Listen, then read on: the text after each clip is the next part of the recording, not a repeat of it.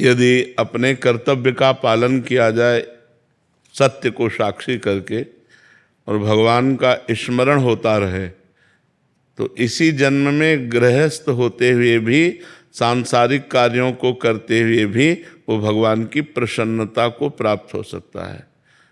भगवान ने तस्मात् सर्वदा सर्वकालेषु माम निस्मर युद्ध च, अर्जुन को कह रहे हैं मेरा स्मरण बना रहे, और युद्ध माने अपने कर्तव्य का पालन। तो जो आपको पद मिला है, जो आपको भारत सरकार की सेवा मिली है, उस सेवा में ईमानदारी से हम अपने जो कर्तव्य हैं उनका पालन कर रहे हैं, और कोई भय नहीं और कोई प्रलोभन नहीं। ये दो चीज़ें जीव को अपने कर्तव्य से गिरा देती हैं, भय और प्रलोभन। किसी का दबाव या अर्थ की लोलुपता, ये दो हमें कर्तव्य च्युत कर देती हैं। तो इन दो से हमें बचना चाहिए। किसी का भय नहीं, जिसके सहायक भगवान हैं तो भय किसी का नहीं। अगर कोई जैसे ऐसे कहे ना कि हम आपको गोली मार देंगे, तो बटन खोल देनी चाहिए, मार के दिखाओ। यदि उसको मंजूर है कि इसी क्षण हमें जाना है, तो हम चाहे जितने कवच बांध लें, बचेंगे नहीं।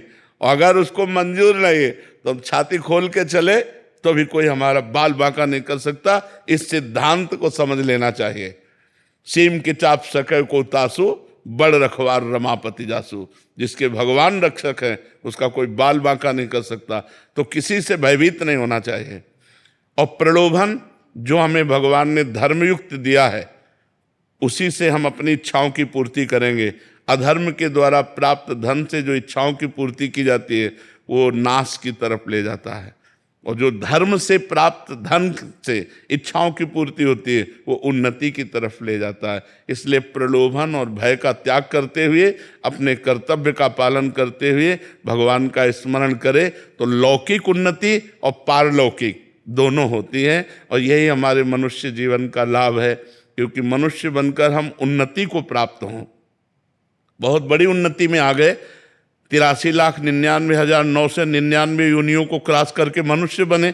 84 लाख योनियों में सबसे श्रेष्ठ योनि है।